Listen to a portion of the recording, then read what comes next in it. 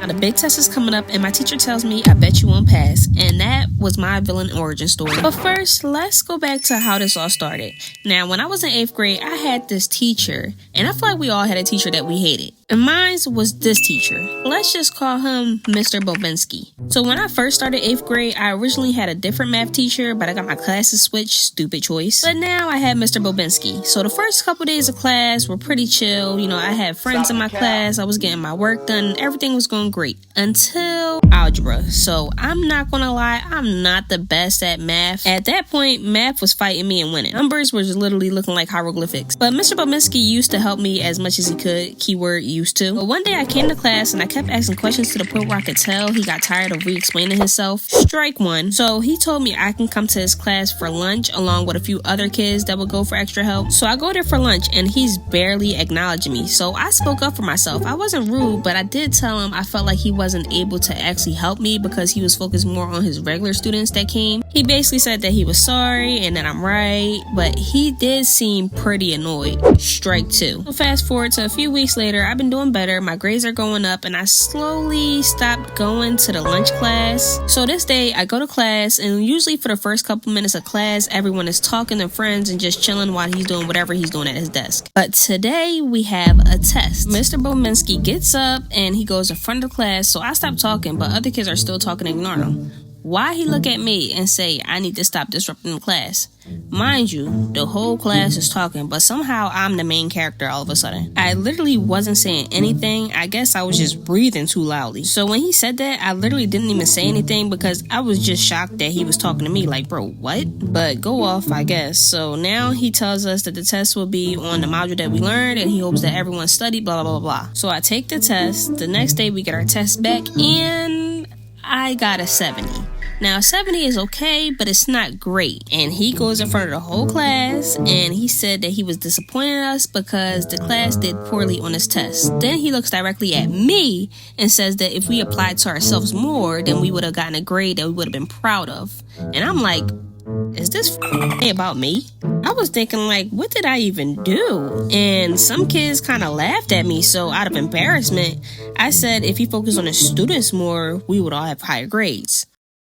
Strike three. And honestly, now that I'm older, looking back at it, I was right. If a whole class fails, at that point, it's not the students, it's the teacher. He would rush through lessons, be sarcastic, or talk to us like we're dumb if we asked too many questions sometimes. So I felt like nobody really wanted to speak up if they didn't understand the lesson. So now for the next few months, it just felt like we kept bumping heads because I always spoke up for myself and he did not like that.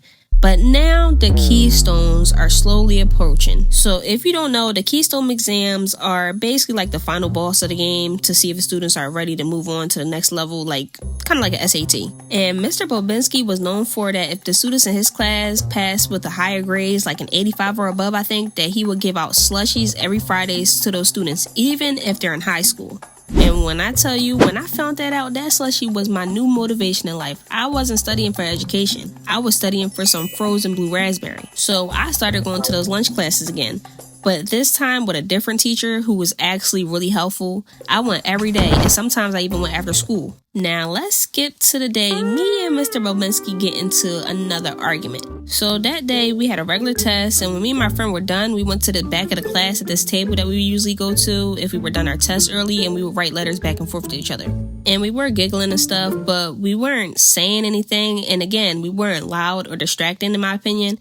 And mind you, we weren't the first ones that were done our test. There were other kids sitting and chatting while the rest of the class finished the test. And Mr. Bobinski looks at me, not even my friend, and says, you need to stop disrupting the class because your grades aren't even good enough to sit around and joke with your friend.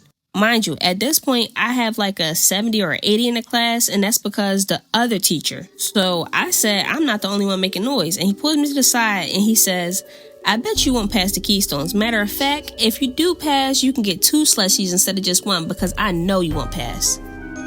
Okay, so now we beefing. And I honestly snapped a bit because I felt so attacked. Like, how can my own teacher tell me that he think I won't pass one of the most important tests? So I went home and I told my mom, I said, can you handle that? And she did exactly that. So she already knew about the previous issues that I had with him, but this was like the last straw. So she called the school and talked to him and was like, this is for Rachel, you big, fat, white, nasty, smelling, fat. Anyway, so there was like this whole meeting that they had to have with the principal, my mom, and the teacher, and he was high-key gaslighting them into thinking that I was the problem. He almost had my mom thinking that too, because I was too scared to speak up for myself at first. But then I told my mom my side of the story, and she stood 10 toes behind me. But the school still basically came to no resolution for that.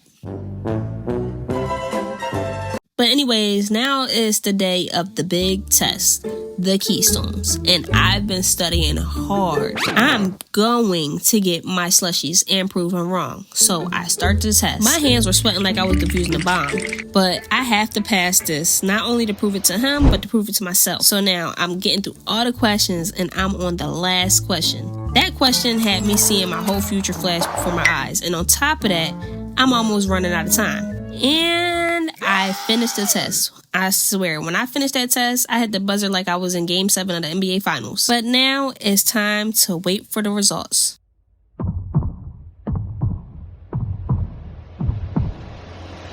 And the test results are in. When it comes to 1-year-old Dante Pierre, you are the father.